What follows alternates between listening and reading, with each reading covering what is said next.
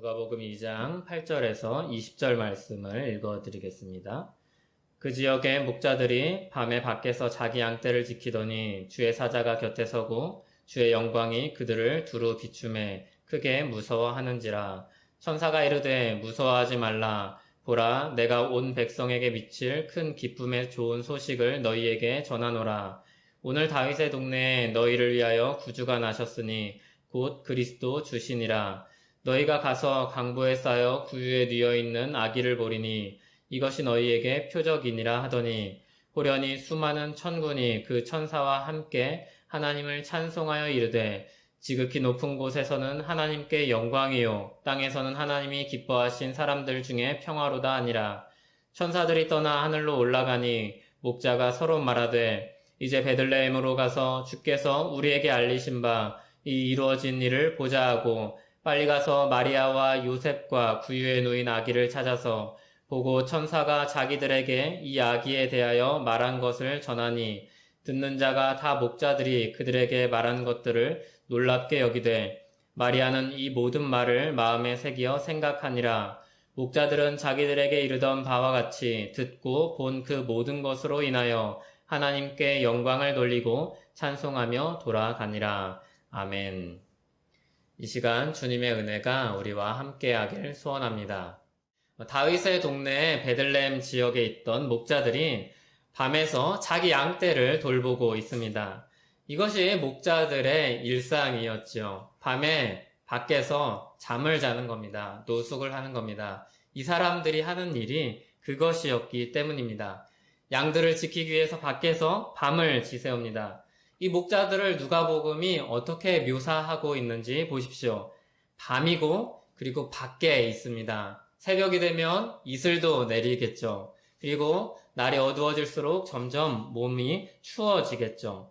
양떼를 치고 있습니다. 목자들이 도둑과 맹수들로부터 이 양들을 지키기 위해서 양들과 함께 밖에서 밤을 지새우고 있습니다. 아마 이렇게 교대로 밤을 지새웠겠죠. 어떤 목자들은 자고 있었을 것이고 어떤 목자들은 깨어 있었을 것입니다. 졸린 눈을 비비면서 교대로 경계 근무를 서고 있었을 것입니다. 그 밤에 갑자기 주의 사자들이 목자들 곁에 섰습니다. 갑자기 왔다 이렇게 하지 않고 섰다 이렇게 이야기합니다. 놀라운 광경이죠. 그런데 이 밤에 주님의 영광이, 하나님의 영광이 그들을 두루 비춥니다. 굉장히 밝아졌던 것 같습니다. 깜짝 놀랄 만한 광경이었습니다. 밤이면 작은 불도 굉장히 잘 보이는데 큰 주님의 영광이 이들을 두루 비추었습니다. 아마 자던 목자들도 깼을 것입니다. 주의 사자들을 만났던 사가랴처럼 그리고 마리아처럼 목자들은 두려워합니다. 천사들이 이를 진정시킵니다. 무서워하지 말라. 그리고 이어지는 소식이 10절, 11절입니다. 같이 한번 읽어보겠습니다. 천사가 이르되 무서워하지 말라. 보라, 내가 온 백성에게 미칠 큰 기쁨의 좋은 소식을 너희에게 전하노라. 오늘 다윗의 동네에 너희를 위하여 구주가 나셨으니 곧 그리스도 주시니라. 아멘. 천사들이 이 소식을 전합니다. 온 백성에게 미칠 큰 기쁨의 좋은 소식입니다. 이것은 목자들에게만 유익이 되는 소식이 아니라 온 백성에게 미칠 큰 기쁨의 좋은 소식입니다. 그런데 이 소식이 한밤중에 다른 사람들은 다 자고 자기 일을 위해서 깨어있는 목자들을 위해서 그들을 향해서 와서 그 소식이 전해지고 있습니다. 사실 이 정도의 소식이라면 대낮에 왕궁으로 들어가야 될 소식이죠. 기사가 말을 타고 궁궐로 들어가서 인장을 떼고 봉인된 편지로 전해야 될 만한 그런 소식이죠. 그런데 이 밤에 들에서 양과 함께 밤을 지새는 목자들에게 이 소식이 전해지고 있습니다. 목자들은 그들의 생활 방식이 일반인들과 같지 않았기 때문에, 달랐기 때문에 주목받지 않던 사람들이었습니다. 우리도 그렇죠. 교대 근무를 하는 사람들을 보면 그 시간에 누가 일을 할까 생각하는 사람들, 다 잠을 자고 있고 그 사람들과 어울리기도 힘든 사람들입니다. 그런 그들에게 천사가 나타나서 온 백성에게 미칠 큰 기쁨의 좋은 소식을 전하고 있습니다. 누가복음 말씀을 전하면서 예수님의 탄생이 철저하게 누구를 통해서 이루어지고 있다고 하였나요? 하나님에 의하여서 이 탄생의 소식과 일들이 이루어지고 있다고 했습니다. 목자들에게 전해지는 이 일 역시 하나님에 의해서 하나님의 사자, 천사들을 통해서 이 일이 전해지고 있는 것입니다. 하나님의 선택이고 이것이 하나님의 지혜입니다. 하나님이 택한 온 세상에 전할 큰 기쁨의 좋은 소식을 전달하는 방식입니다. 이게 하나님이 정한 방식이요, 하나님이 택한 방식입니다. 밤에 들에서 양을 치던 목자들에게 찾아가십니다. 그리고 말씀하시죠. 오늘 다윗의 동네에 너희를 위하여 구주가 나셨으니 곧 그리스도 주시니라. 다윗의 동네 베들레헴에 너희를 위한 구주가 나셨다고 합니다. 이분은 그리스도시요 그리고 주이십니다. 내일 누군가를 위하여 이렇게 말씀하시지 않으시고 오늘 너희를 위하여 말씀하십니다. 그런데 예수님이 아직 십자가에 달리시기도 전입니다. 부활하기도 전이죠. 구원 역사가 이제 시작인데 마치 다 끝난 일처럼 축포를 터뜨리듯이 목자들에게 전해지고 있습니다. 오늘 너희를 위하여 구주가 나셨다고 이 소식을 전합니다. 주님의 역사가 이루어지는 것은 시간 문제이며 그리고 반드시 성취될 일이기 때문입니다. 오늘 이들을 위하여 그리고 우리를 위하여 오시는 그분이 누구십니까? 세 가지로 이야기합니다. 구주시고 메시아 그리고 그러니까 그리스도시죠. 그리고 주이십니다. 구주요, 메시아요, 주이십니다. 예수님은 구주이십니다. 구원자입니다. 마치 사사들이 이스라엘을 구원하셨던 것처럼 그런 구원자입니다. 예수님은 우리를 죄에서 구원하시는 구원자입니다. 예수님은 구주이십니다. 또한 예수님은 그리스도이십니다. 이 그리스도라는 말은 메시아의 번역이죠. 기름 부음 받은 자입니다. 예전에 기름 부음 받은 자는 누구를 가리켰습니까? 여러 가지를 가리켰지만 다윗의 자손으로 오는 기름 부음 받은 자는 왕을 이야기하는 겁니다. 다윗을 하나님이 기름을 부으셔서 왕으로 세우셨죠. 그것처럼 왕으로 기름 부음 받은 자가 바로 이 예수 그리스도이십니다. 그래서 왕으로 오시는 분임을 우리에게 보여주는 겁니다. 이스라엘 사람들은 이 다윗과 같은 왕을 간절히 기다렸습니다. 예언된 메시아가 언제 올까 목놓아 기다렸죠. 그리고 그 왕이 와서 자신들을 모든 압제로부터 구원해 줄 것이라고 기대했습니다. 구주 그리스도, 다시 말해서 왕으로 오는 구원자를 기다리고 있었습니다. 천사들이 그 왕이 태어난다는 소식을 목자들에게 전하고 있습니다. 여기에 한 가지 표현을 더합니다. 주입니다. 주. 예수님은 주이십니다. 보통 이 말을 성경에서 쓸 때는 여호와 하나님을 가리키는 표현이었습니다. 그래서 잘 쓰지 않는 표현이었죠. 하나님을 부를 때 쓰는 표현이었습니다. 그런데 이 하나님을 부를 때 쓰는 표현을 아기 예수께 돌리고 있습니다. 천사는 예수님이 누구인지 계시해주고 있는 겁니다. 그분은 구원자시요, 또한 왕이시요, 또한 왕이십니다. 사실 한 사람에게 이 세 가지가 다 불릴 수 있는 사람이 아무도 없죠. 구원자이며 그리고 왕이고 그리고 하나님인 분이, 그런 사람이 이 땅에 어디 있을 수 있겠습니까? 그런데 그분이 바로 아기 예수로 오는 겁니다. 그런데 이 구원자요, 왕이요, 하나님이신 이분을 보려고 어디를 가야 하는지 아십니까? 12절에 보면 강보에 쌓여 구유에 누여있는 아기를 보리니 이렇게 말씀합니다. 굉장히 놀라운 일이죠. 궁궐에서 보는 게 아니라 아니면 여러 신하들처럼 아래서 태어났다든지 굉장히 특별한 방식으로 우리에게 보여지는 것이 아니라 강보에 쌓여서 한 아기인데 그 아기조차도 어디에 있는가 하면 구유에 뉘어 있습니다. 그 아기를 볼 때 그것이 표적이다. 그 아기야말로 이 모든 이름을 돌릴 만한 분이다 라고 이야기를 합니다. 구원자, 왕, 하나님과 상당히 거리가 있는 그림이죠. 그런데 천사가 목자들에게 이야기합니다. 너희가 가서 그 아기를 보라고 이야기합니다. 굉장히 놀라운 소식. 그런데 너무나도 이상한 이 소식을 목자들이 들었습니다. 그리고 뭔가 생각할 겨를도 없이 갑자기 천군 천사가 나타나서 찬송을 부르는 그 광경을 봅니다. 13절에 보면 수많은 천군이라고 하였는데 아주 큰 군대를 가리키는 거죠. 군대 다녀오신 분들은 아실 것입니다.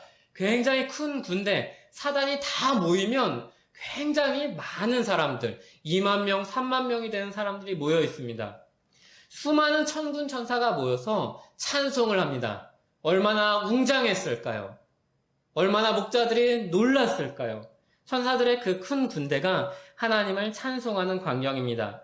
누가복음 2장 14절인데 다시 한번 읽어보겠습니다.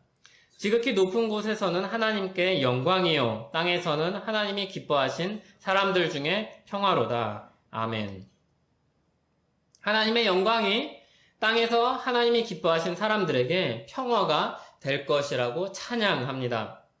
하나님의 영광이 하늘에서 울려 퍼지고 있습니다. 그런데 이 영광이 땅에서 내려왔을 때 무슨 일이 일어나는가 하면 땅에 있는 사람들에게, 주님이 기뻐하는 사람들에게 평화가 주어집니다.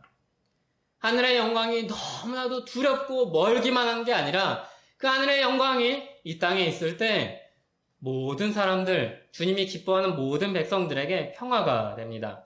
하나님이 기뻐하시는 이 사람들은 하나님을 경외하는 사람들입니다. 하나님을 믿고 경외하며 주님께 나아가는 사람들입니다.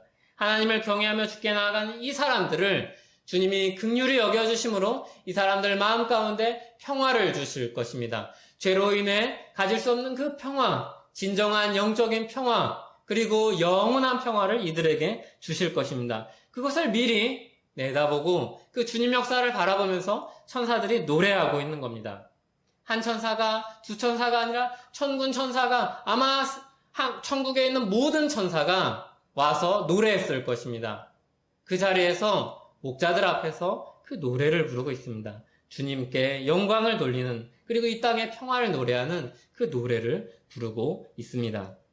그동안 죄로 인해서 하나님의 영광이 떠났던 사람들에겐 평화가 없었습니다. 이 하나님의 영광을 이스라엘은 누릴 수 없었습니다. 택한 백성이었던 이스라엘도 누릴 수 없었습니다. 죄로 인해서 하나님이 떠나갔기 때문이죠. 죄로 인해서 하나님의 영광이 그들로부터 떠나갔기 때문입니다. 그런데 그 영광이 돌아오는 겁니다. 에베소서 2장 2절에서 3절의 말씀에서 하나님의 영광이 떠난 사람에 대해서 묘사하는 걸 기억해 보십시오. 이 세상 풍조를 따르고 공중권세 잡은 자를 따르고 있었습니다. 그 가운데서 어떻게 살고 있습니까? 육체의 욕심을 따라서 지냅니다. 육체와 마음이 원하는 것을 합니다. 이 사람들의 기준, 이 사람들의 방향은 다 육체요, 자기의 욕심이요, 그리고 마귀가 원하는 것입니다. 하나님의 영광, 하나님의 의, 하나님이 원하시는 것과는 정반대에 있는 사람들입니다. 그렇게 살던 사람들을 에베소서 말씀에서는 무엇이라고 이야기합니까? 본질상 진노의 자녀입니다. 하나님의 진노를 받기에 마땅한 사람들이죠. 하나님의 영광이 떠난 사람들에겐 평화가 있을 수 없습니다. 항상 투쟁하는 삶입니다. 어떻게든 하나님 없이 자기 뜻을 펼치고 살아보려고 아둥바둥하는 삶입니다. 마음에 안식이 없습니다. 생명은 이미 빼앗겼습니다. 다른 사람들의 것을 빼앗았어라도 내 생명을 조금이라도 하루라도 더 유지하려고 애를 쓰죠. 이 모두가 하나님과의 관계가 틀어졌기 때문에 생긴 일입니다. 이 땅의 사람들이 작고 큰 싸움을 일으킵니다. 왜 그렇죠? 죄 문제 때문입니다. 왜 다툽니까? 죄 문제 때문입니다. 어떻게든 다른 사람의 것을 빼앗아서 살지 않으면 내가 살 수 없을 것 같기 때문이죠. 생명의 근원을 잃어버린, 생명의 근원이신 하나님을 떠나서 생명을 잃어버린 자의 모습이 이와 같습니다. 생명을 잃어버린 사람들은 그냥 하얀 도화지처럼 어떤 그림이든지 그릴 수 있는 그런 중립적인 상태가 아닙니다. 성경이 이야기하는 타락한 사람들의 현실은 아주 까만색이죠. 하나님 편에서 볼 때 진노의 형벌을 받을 수밖에 없는 사람들이었습니다. 하나님이 그런 사람에게 가까이 오시면 평화가 아니라 멸망입니다. 이 죄 문제를 해결하지 않고 하나님이 그대로 오시면 평화가 아니라 멸망입니다. 그래서 수많은 사람들이 하나님을 배울 때 두려워 떨었습니다. 이사야 선지자가 이야기하죠. 하나님을 뵙고 내가 이제 죽었구나. 부정한 사람이 하나님을 뵈었으니까 내 인생이 끝났구나. 이렇게 이야기하였습니다. 이것이 정상적으로 하나님의 영광을 죄 가운데 마주한 사람들의 반응이죠.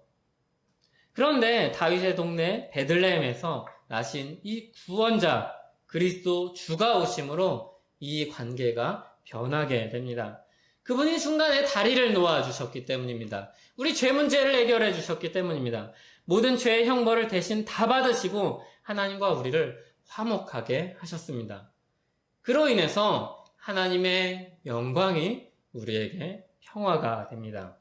예수 그리스도를 통해서 하나님을 만나는 사람들이 평화를 누리게 됩니다. 만약에 예수 그리스도가 중간에 있지 않았다면, 우리를 위해서 십자가에 달리지 않았다면 하나님의 영광을 볼 때 우리는 멸망했을 것입니다. 그런데 하나님을 배워도 우리는 죽음의 공포로 떨지 않아도 됩니다. 하늘의 영광이 이 땅에 오셔서 우리를 위해서 대신 십자가를 지시고 죽으셨기 때문입니다. 우리가 그 은혜 가운데 있기 때문이죠. 그리고 천사들이 떠났습니다. 그리고 정신을 차린 목자들의 말이 나옵니다. 15절에 목자가 서로 말하되 이제 베들레헴으로 가서 주께서 우리에게 알리신 바 이 이루어진 일을 보자, 이렇게 이야기합니다. 너희가 가서 봐라, 이렇게 이야기했는데 목자들이 우리가 그 일을 보러 가자 이야기하죠. 앞서 천사가 와서 했던 말을 듣고 순종합니다. 순응합니다. 하나님의 역사에 순응하죠. 너희는 가라, 거기서 구유에 누인 아기를 보고 하나님 역사를 확인해라. 이 말을 들은 목자들이 가만히 있지 않고 내일 가지, 다음에 가지 이야기하지 않고 가보자, 이렇게 이야기합니다. 이 가보자, 이 말을 번역을 하면서 뉘앙스가 좀 약해졌는데 어떤 사람은 이걸 어떻게 번역을 하는가 하면 우리가 꼭 가보자, 느낌표, 이렇게 번역을 합니다. 우리가 들은 이 소식을 보러 당장 가보자 이야기하죠. 너무나도 중요한 거죠. 지금 뭘 하고 있었죠? 밤에 자기 양을 지키기 위해서 그 양들과 함께 밤을 지새우고 있었죠. 자기가 해야 될 일을 하고 있었죠. 그런데 게으르게 앉아서 내일 보자, 나중에 보자 그러지 않습니다. 오늘 그들을 위해서 이루신 이 일을 보러 지금 가자.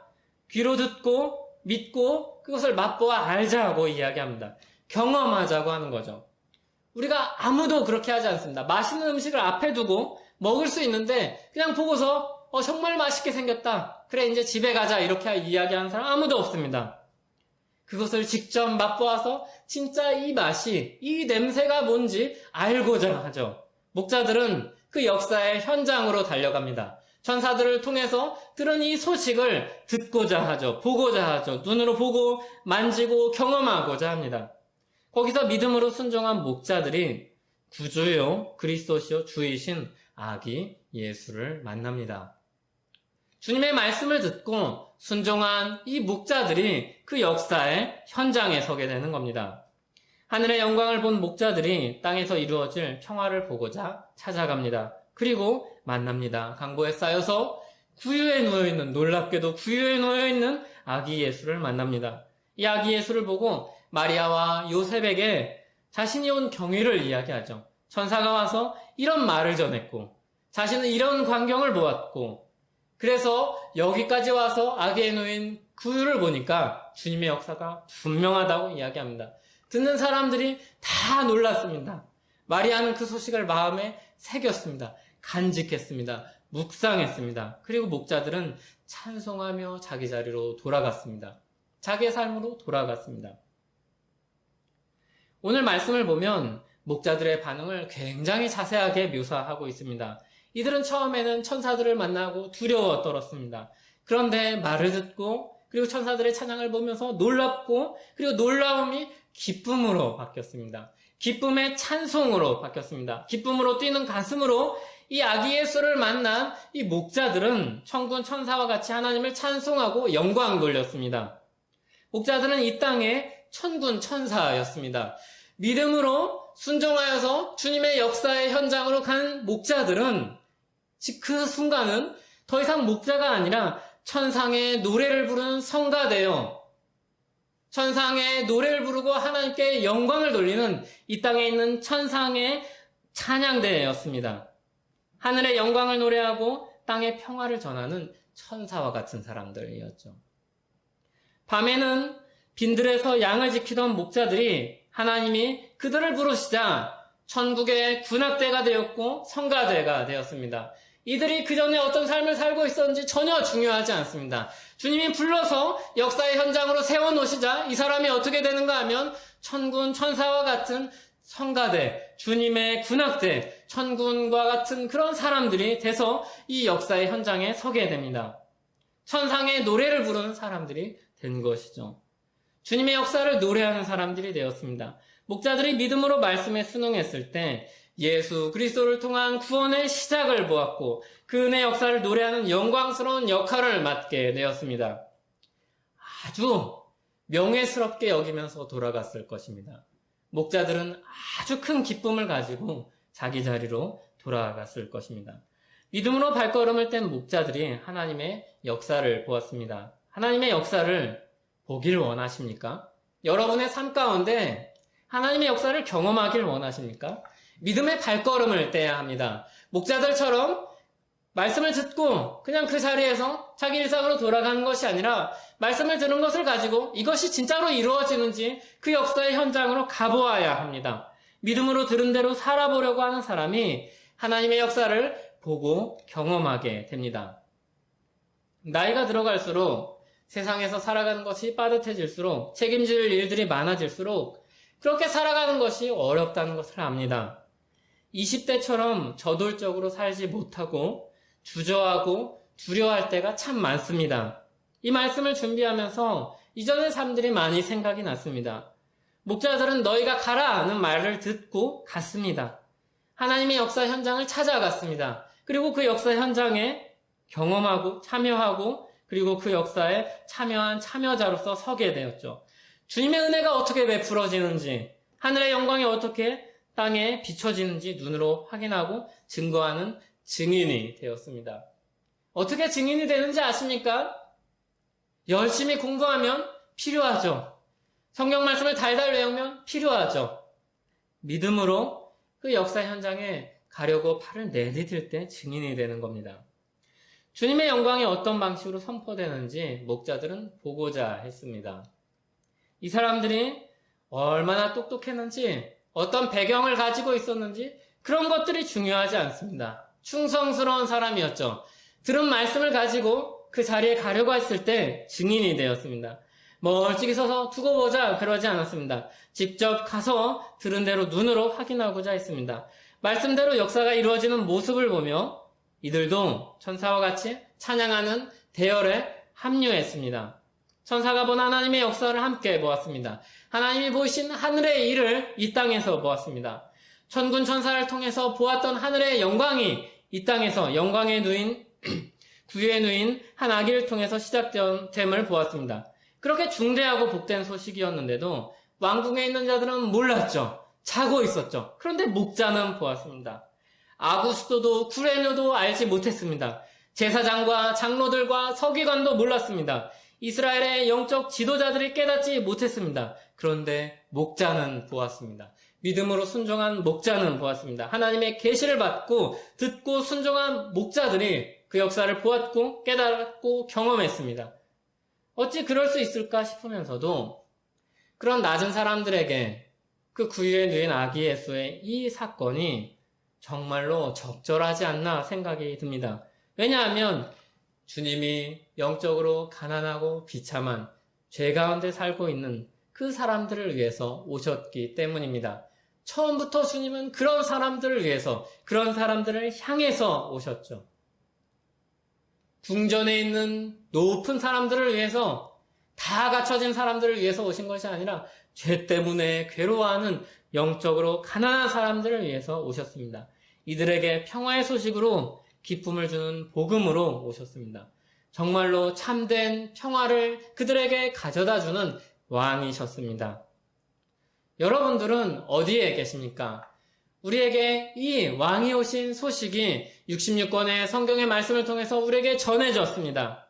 여러분들은 어디에 계십니까? 주님의 역사를 기준으로 할 때 어디에 있습니까? 멀리서 관망하는 자리에 있습니까? 아니면 문 앞에서 망설이고 있습니까? 마가 요한처럼 적극적으로 발을 내딛었다가 힘들어서 아차하고 생각보다 어려운 현실 앞에서 돌아갔습니까? 아니면 다시 하나님 역사에 발을 내딛어 보려고 하고 있습니까? 발을 내딛긴 했는데 어디에 있는지 잘 몰라서 헤매이고 있습니까? 아니면 주님의 역사를 한 걸음 한 걸음 걷고 경험하고 있는 기쁨의 증인으로 살아갑니까? 아니면 주님의 역사를 한 걸음 한 걸음 내딛으며 고된 삶이 있지만 예수 그리스도의 복음을 들고 전하고 그 안에서 평안을 누리고 사는 그 기쁨 속에 있습니까? 구원의 주를 노래하는 영광스러운 찬양의 대열에 합류한 이 목자들과 같습니까? 공연장에 가면 좌석이 나눠져 있죠. R석, S석, A석, B석 또는 티켓이 없으면 문 밖에 있죠. 여러분들의 자리는 어디에 있습니까? R석으로 나아갔습니까? 아니면 여전히 문 밖에서 그 안에서 들리는 소리를 귀를 대고 문 밖에서 듣고만 있습니까? 우리가 예수 그리스도를 말한다면 우리는 작은 소리를 내는 것이 아닙니다. 예수 그리스도께서 온 세상에 미칠 큰 기쁨의 좋은 소식이기 때문입니다. 예수 그리스도를 말하는 사람들은, 예수 그리스도 안에서 살아가는 사람들은 아주 크고 영광스러운 소리를 내는 사람들입니다. 우리가 예수 그리스도의 마음으로 사랑하는 수고를 다하고 있다면 우리는 작은 일을 하고 있는 것이 아닙니다. 예수 그리스도의 소식이 온 세상에 큰 기쁨이 되는 소식이기 때문입니다. 예수 그리스도의 마음으로 사랑하는 수고를 하고 있다면 우리는 아주 크고 영광스러운 역사에 동참하는 것입니다. 이것이 목자들과 같이 믿음으로 말씀을 듣고 살아가는 사람들의 모습입니다. 우리가 예수 그리스도의 이름으로 모여 예배한다면 그 예배자는 모두 영광스러운 천상의 노래를 함께 부르는 사람들입니다. 세상이 깨닫지 못하고 있던 밤에 천군 천사와 하나님이 함께 기뻐하시는 사람들이 이 노래를 하였습니다. 하나님의 영광을 찬송했습니다. 주님을 예배하는 사람들이 목자들과 같은 사람들이죠. 우리는 문 밖에 있는 사람들이 아닙니다. 예수 그리스도께서 우리 손을 잡아서 끌어서 그 공연장 가장 앞으로 내세워서 하나님과 함께 부르는 찬송이 무엇인지, 그 기쁨이 무엇인지 우리에게 들려주시고 그것에 함께 참여하도록 우리를 부르는 사람들입니다. 아이돌을 따르는 팬들의 모습이 하나님을 찬양하는 사람들의 모습과 굉장히 비슷합니다. 자기 것을 가지고 와서 기쁨으로 그를 노래하죠. 자기가 가지고 있는 돈, 자기가 가지고 있는 에너지, 자기가 가지고 있는 시간, 이것들을 가지고 누군가에게 질질 끌려서 그 자리에서 노래합니까? 그렇지 않습니다. 자원하는 마음으로, 내가 너무 좋아하는 사람이기 때문에, 내가 너무 듣고 싶어하는 노래이기 때문에 그 현장에 가서 기쁨으로 노래하죠. 칭찬하고 노래합니다. 그리고 이야기하죠. 그 노래 들어봤니? 그 목소리 들어봤니? 그 얼굴 가까이서 본 적이니? 내가 그 앞에서 맨 앞에 갔더니 그 사람이 나를 보더라, 윙크를 하더라, 그러지 않습니까? 우리를 구원하신 하나님을 향한 찬송의 모습이 이와 같습니다. 하나님이 나를 구원하신 역사가 너무 좋아서 이 평화를 주신 이 기쁨에 사로잡혀서 노래 부르는 그 사람들, 그리고 그 경험을 했던 사람으로서 그 앞에 가서 주님의 그 구원이 너무 좋았지. 그 찬양하는 게 너무 좋지. 예배하는 것이 내 삶의 목적이지. 우리가 타락하는 본성 때문에 하나님을 찬양하기 위해서 만들어졌다고 이야기를 하면 마음 가운데 그런 생각이 들 때가 있습니다. 그런 이야기를 하는 사람들이 있습니다. 하나님을 위해서 꼭두각시를 만드셨네. 그렇게 생각하고 말하고, 그리고 가끔 그런 생각이 들 때가 있죠. 죄가 우리 안에서 사로잡을 때 그런 생각이 들 때가 있죠. 그런데 이것은 굉장히 부적절한 표현입니다. 자신이 사랑하는 사람을 위해서 아낌없이 자기 모든 것을 쏟아놓는 사람이 더 적절한 표현이죠. 하나님이 우리에게 베푸신 구원이 그렇게 놀랍고 은혜로우며 우리 마음을 바꾸기 때문입니다. 예수 그리스도를 통해서 하나님이 주신 은혜를 기뻐하며 삽니다. 자기 인생 전부를 그분을 어떻게 하면 빛내며 살 수 있을까? 이 고민을 하면서, 이 생각을 하면서 살죠. 어떻게 하면 지금 여기서 그분이 드러날 수 있을까? 오늘 우리를 위해서 베푸신 이 은혜를 어떻게 찬양을 하는 게 더 영광스러울까? 내 중심이 죄 가운데 혹시는 있지 않을까? 내 마음이 그 주님을 정말로 집중하여서 바라보고 있는가? 이 생각을 하면서 믿음으로 주께 나아가는 사람들이 바로 우리요 교회입니다. 물론 타락한 본성이 내 마음을 흔들고 지치게 할 때가 있습니다. 그때 주님은 우리를 그냥 내버려 두시지 않습니다. 성령 하나님이 우리 마음 가운데 역사하셔서 우리 마음을 다시 그 찬양의 기쁨의 자리를 사모하게 하시고 죄를 미워하고 괴로워하게 하시고 그리고 그 안에 그 자리에 결국에는 가서 목자들과 같이 이 기쁨의 찬송을 부르게 하십니다. 예배하게 하시죠. 이 기쁨을 잃어버리게 하지 않습니다. 그래서 우리가 영적으로 침체되어 있더라도 그 침체가 영원히 지속되지 않습니다. 다시 주 앞에 나와서 주님을 예배하는 그 기쁨을 누리게 하십니다. 그리고 거기서 우리는 삶의 목적을 찾고 인생의 방향성을 확인하고 다시 주께 나와서 주 앞에서 살게 되죠.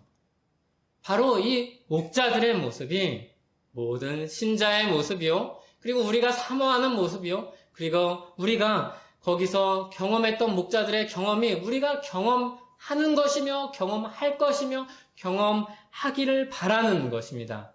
그 역사의 현장에서 주님을 예배하고 또 우리 삶의 현장에서 여전히 주님께 구원받은 자로서 살아가면서 주님을 예배하는 우리 모두 되기를 바랍니다. 기도하겠습니다. 하나님 감사합니다. 죄 가운데 사는 우리를 구원하셔서 찬양하는 기쁨, 주님께 영광 돌리는 기쁨, 인생의 목적을 찾게 하시고 예배하며 살게 하시니 감사합니다. 주님께 영광 돌리며 살길 원하오니 주님 우리 붙들어 주시옵소서. 주님 우리 찬송을 받아 주시옵소서. 주님 우리 마음을 받아 주시옵소서. 우리 예배를 받아 주시옵소서. 주님 우리를 붙들어 주시길 간절히 구합나이다. 삶의 현장에서도 예배 드리길 원합니다.